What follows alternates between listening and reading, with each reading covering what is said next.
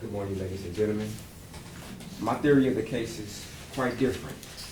My reviewing of the evidence is quite different than Mr. Elsie. Now, he just has a theory. My theory is that this is a case of fear and bad decisions. My client and Zion Foster were favorite cousins. You would hear that from multiple people, that they were favorite cousins. They hung out a lot. Zion would come over to the house, babysit the children that Mr. Brazier has with his child's mother.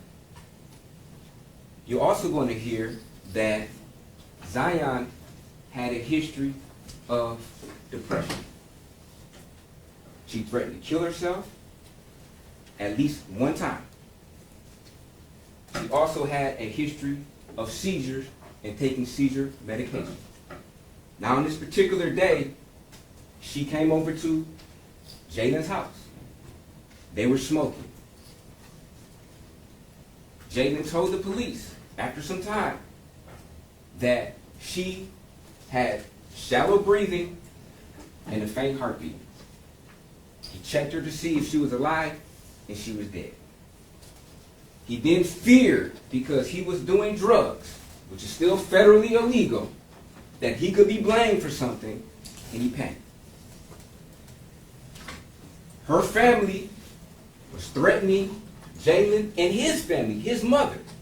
So he was scared. He had to move his children from the house because there was multiple threats on the house and the family members. Other family members who knew nothing about this were being threatened.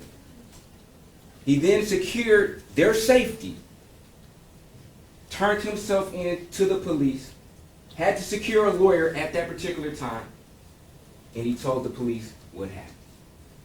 He told them that he picked her up, they were doing drugs, she passed out, he checked for vital signs, and there was none, and he panicked. He then made a bad decision after that. Now, the prosecutor wants you to believe that there was some sexually charged messages prior to this incident. Absolutely not. There was a communication where Zion had asked Jaylin, hey, what you're doing? And he made a comment saying, I'm over here getting head or oral sex from this girl. She doesn't know what she's doing. And that just substantiates the relationship that Zion and Jaylin had, where they could talk about multiple things. They could talk about each another's relationship. It was nothing sexual that was aimed towards Zion, say, hey, I want you to come over and finish this, or I want you to come over and do A, B, and C. Nothing of the sort. Nothing at all. They were very close. There was a medical examiner who had rendered an opinion, and that opinion was based upon insufficient and incomplete information. When the medical examiner made that analysis or opinion, she didn't know that Zion had a history of seizures. That was not disclosed to the medical provider. She also didn't know that Zion had a history of depression and taking antidepressants. Now, when she was confronted with this information, the medical examiner admitted that had she known this information prior, her analysis would be different. Her opinion would be different, because it is very possible that a person who has a history of seizures, who's epileptic, could die suddenly. Especially if they don't take medicine, then that could basically make the problem a lot worse. And some of the symptoms she described of reading that Jaylin told the police, from her own words, was consistent with somebody who's close to death. The shallow breathing and the faint heartbeat, in her opinion, was somebody close to death. And that's what had happened.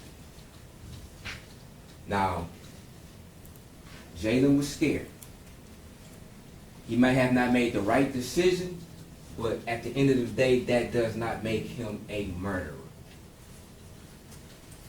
He panicked, did something that he should have by dumping the body, but he admitted to that. He told the police as soon as he had a lawyer in his corner, and the police themselves even said they believed him. Had they not believed him, no way would they be searching in this particular landfill for 6 months looking for a body. Now, it is unfortunate that the body was never recovered, because had that body been recovered, then they would be able to substantiate what Jaylin told her, that she either had a seizure, it could have been something laced in the marijuana, we don't know.